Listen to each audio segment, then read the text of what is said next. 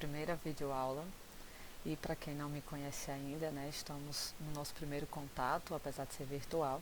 Eu sou a professora Elizabeth e eu vou acompanhar vocês agora no restante da disciplina de Química 2. Né? Antes da gente começar a falar do assunto da aula de hoje, vamos relembrar aqui o que é química, né? Química é aquela ciência que estuda a matéria, as transformações sofridas pela matéria e também as energias envolvidas nessas transformações. E essas transformações, essas reações químicas, elas nos rodeiam, elas estão à nossa volta no nosso dia a dia. Elas estão presentes na produção de novos materiais e até na produção de energia. Ela está presente na nossa cozinha, quando nós cozinhamos alimentos, inclusive no nosso organismo, não é? Nas diversas reações metabólicas. Então é justamente sobre isso que nós vamos falar hoje, nós vamos estudar hoje. Vamos estudar sobre reações químicas. E aí o que é que vem a ser uma reação química, né? É uma transformação da matéria onde nós temos substâncias iniciais, né? Deixa eu colocar aqui o marcador, o apontador laser do slide, pronto. Então, onde nós temos substâncias que vão entrar em contato, vão reagir e vão dar a formação de uma nova substância. Nesse exemplo que eu coloco aqui no slide, nós temos duas moléculas de gás hidrogênio reagindo com uma molécula de gás oxigênio, produzindo duas moléculas de água. E aí aqui eu quero lembrar uma das leis da natureza, não é isso? Que na natureza nada se perde, nada se cria, tudo se transforma. Então vejam que a mesma quantidade de tipos de átomos que a gente tem antes da reação, veja que nós temos duas moléculas e nela nós vemos a presença aqui de 4 átomos de hidrogênio.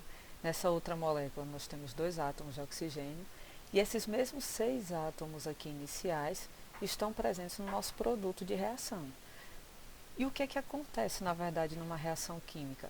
O que a gente tem é uma reorganização, um rearranjo dos átomos. Inicialmente, antes da reação, eles estavam organizados nesses dois tipos de substância, na substância gás hidrogênio e na substância gás oxigênio. Tínhamos duas moléculas de gás hidrogênio reagindo com uma molécula de gás oxigênio. Durante o processo de reação química, essas ligações são quebradas e esses átomos se recombinam de uma maneira diferente, produzindo agora aqui duas novas moléculas de água, né, de H2O, onde cada molécula tem um átomo de oxigênio e 2 átomos de hidrogênio. O que é interessante também notar numa reação química é que antes, essas substâncias que nós temos inicialmente, nós chamamos de reagentes. Então, os reagentes são as substâncias que vão desaparecer, entre aspas, né, durante a reação química, ou seja, são as substâncias que vão ter ligações rompidas para que sejam formadas novas ligações químicas. Depois da reação, nós temos o produto, né, os produtos da reação.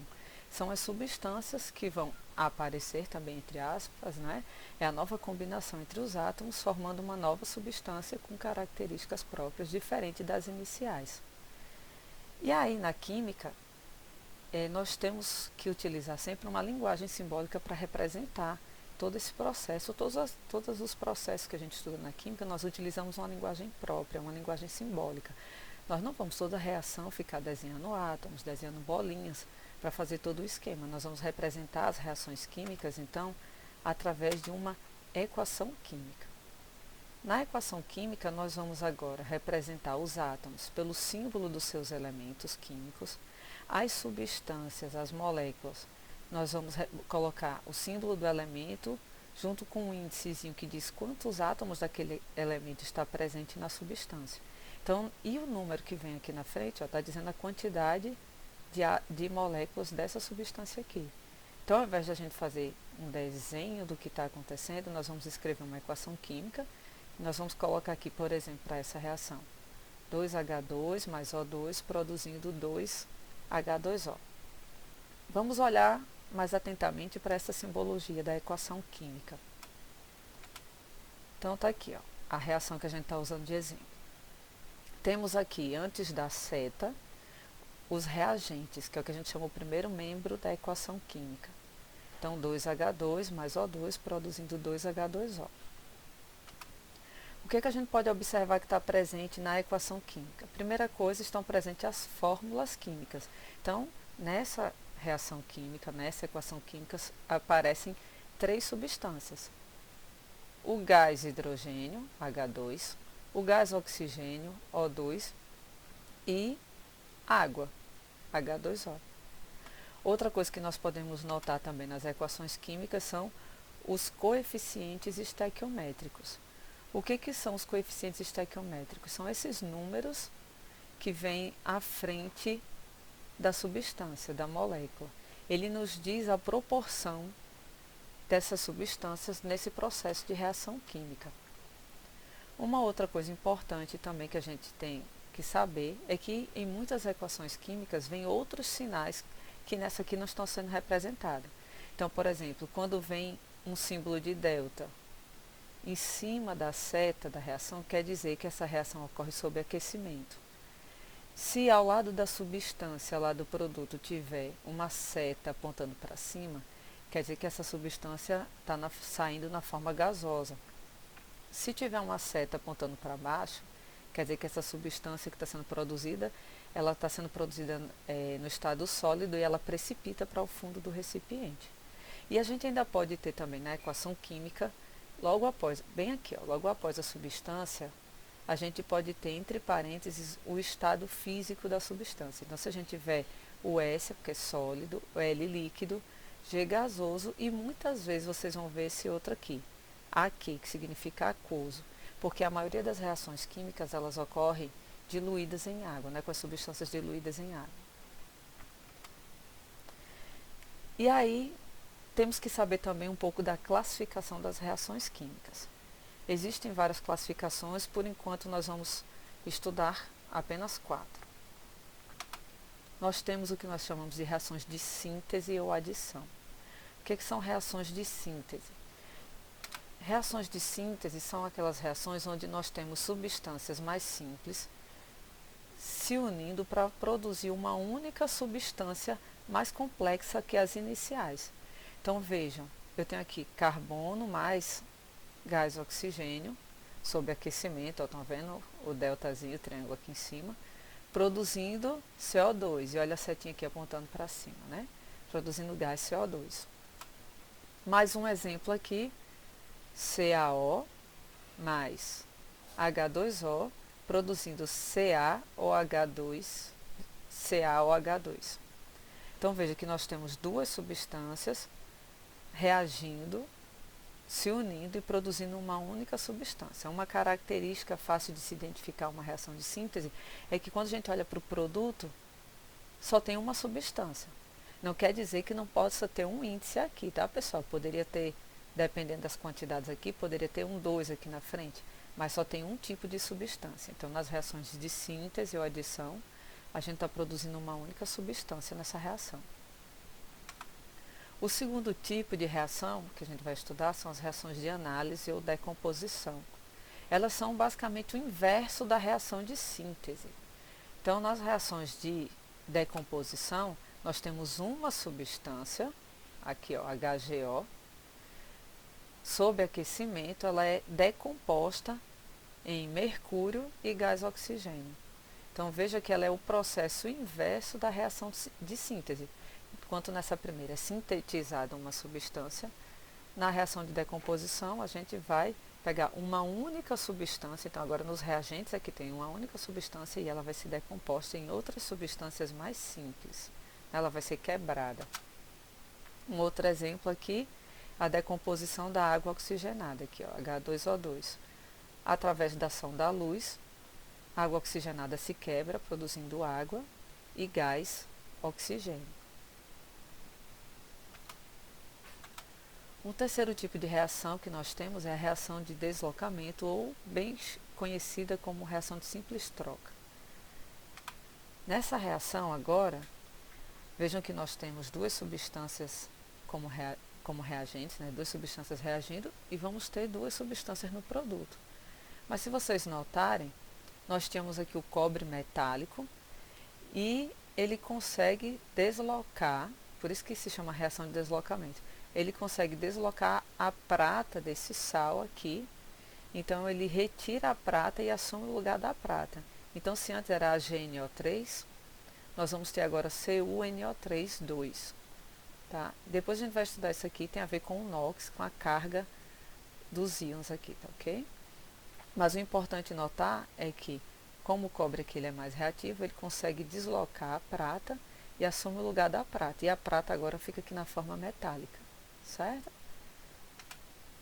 Outra reação que nós temos é a reação de dupla troca.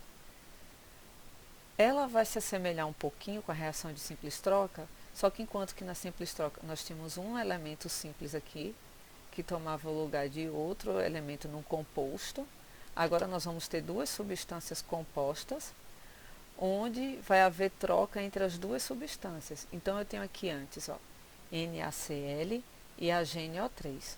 Então o Na e o Ag, eles vão trocar, digamos assim, né? Eles vão trocar de lugar. E nós vamos ter agora o AgCl.